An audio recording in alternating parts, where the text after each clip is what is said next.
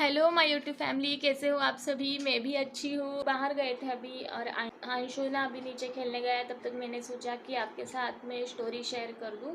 तो आज की स्टोरी मैं बताती हूँ आपको। है सबके लाइफ की अपने एक स्टोरी होती है। तो मैंने पिछले स्टोरी में बताया था आपको कि ना मेरे पापा हमको लेके आए थे नाना नानी के गांव से।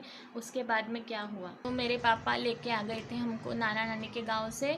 उसके बाद हम तीनों अच्छे से रहने लगे।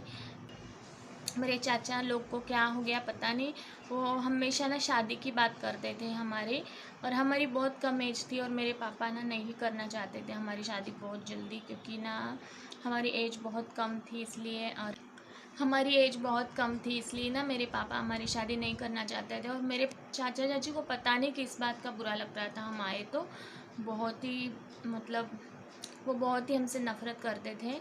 तो कैसे भी करके वो हमको ना भगाना चाहते थे शायद हम वहाँ से, क्योंकि हम अकेले रहते थे ना। पता नहीं उनको क्या तकलीफ़ होती थी। हम तीनों अच्छे से रहते थे। तो जब भी मतलब फिर कोई ना कोई चालू ही रहता था हमारे घर में आना।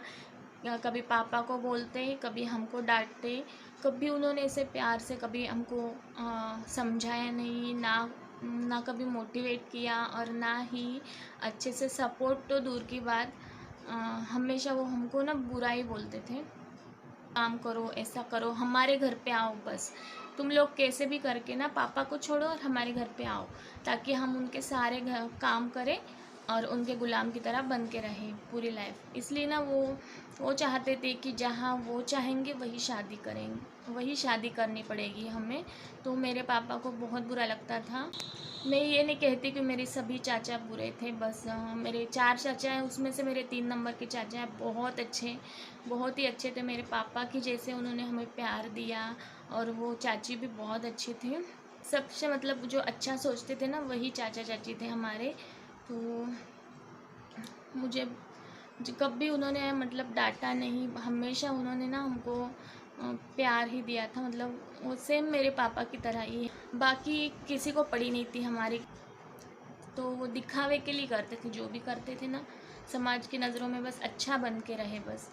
मेरे पापा को समझने वाला कोई नहीं था। जब से मेरी मम्मी गई ना तब से उनको कोई समझने वाला नहीं था। बस उनका कहना था कैसे भी करके ना तुम काम करो और ऐसे रहो, हमारे हिसाब से रहो बस।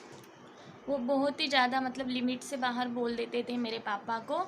और मेरे जो 4 नंबर के चाचा हैं ना वो बहुत कोसते थे मेरे पापा को कि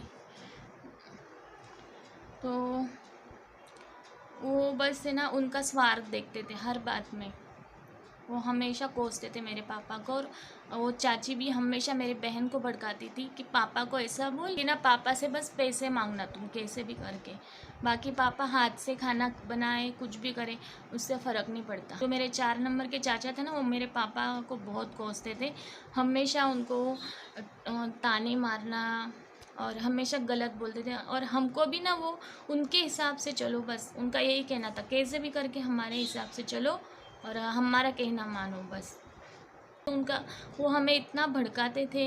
जब भी हम जाते थे ना पापा से पैसे मांगो और कैसे भी करके ना उनसे दूर रहो बस। तो मेरे बहन में इतनी समझ नहीं थी, वो उनकी बातों में बहुत इजीली आ जाती थी। पर मैं उनका एक भी बात नहीं मानती थी ना, इसलिए मैं उनको तो मैं हमेशा ना मेरे पापा का ही कहना मानती थी। मैं सोचती थी उनको खाना कौन बना के देता। तो ना मैं ना मेरे फिर है ना मेरे को खाना बनाना नहीं आता था, तो मेरे पापा ही सिखाते थे कि हाँ फिर है ना मेरे पापा ने किताब लाई थी एक दिन। हाँ तो है ना मुझे खाना बनाना नहीं आता था, तो बाजू में जो मौसी थी वो सिखाती थी कभी ना। फिर मेरे पापा ने बुक लाई थी एक बार, और न्यूज़पेपर में देखते थे ना तो वो पढ़ पढ़ के मैं बना लेती थी कुछ भी। तभी मुझे समझ में नहीं आता था। पड़ोस में जो लेडीज़ थे उनसे ही मैं ज़्यादा, तो वही सिखाते थे मुझे कि खाना कैसे बनाते हैं। और बर्तन और कपड़े मेरे पापा ही धोते थे। और उसके बाद मेरे पापा चले जाते थे शॉप पे और मैं घर पे रहती थी। कभी मैं आश्रम में चली जाती थी। और तो मेरे पापा ने ऐसे कोर्स लगा दिया था मेरे को, जैसे तो फ्लावर बनाना, मेहंदी कोर्स और मैंने 2-3 कोर्स किए हैं, वो भी आपके साथ में मैं शेयर करूँगी कभी। ऐसे न्यूज़पेपर में पढ़ पढ़ के फिर मैं खाना बनाना कैसे भी सीख गई। और पड़ोस में आंटियाँ रहती थी, वो बताती थी कि ऐसा बनाना वैसे, तो ऐसा करके मैं खाना तो बनाना सीख गई अच्छे से। जब भी मेरे एग्ज़ाम होते थे ना, तो मेरे पापा बाई लगा लेते थे। 10वीं नाना के यहाँ करी थी तो फेल हो गई। उसके बाद में डबल फॉर्म भरा तो बाहर से 10वीं करी, और बस मेरे पापा और मैं ही रहती। और मेरी बहन जो है ना, वो मेरे चाचा चाची ने उनके यहाँ रहती। तो बहन हमारे साथ में क्यों नहीं रहती थी। और 10वीं के बाद मैंने क्या किया वो भी आपके साथ में शेयर करूँगी अगले स्टोरी में। तब चलो फिर मिलते हैं नेक्स्ट एपिसोड में, तब तक के लिए बाय बाय। आज की स्टोरी आपको पसंद आई हो तो बताइएगा कमेंट्स करके। तो चलो फिर मिलते हैं नेक्स्ट एपिसोड में, तब तक के लिए बाय बाय।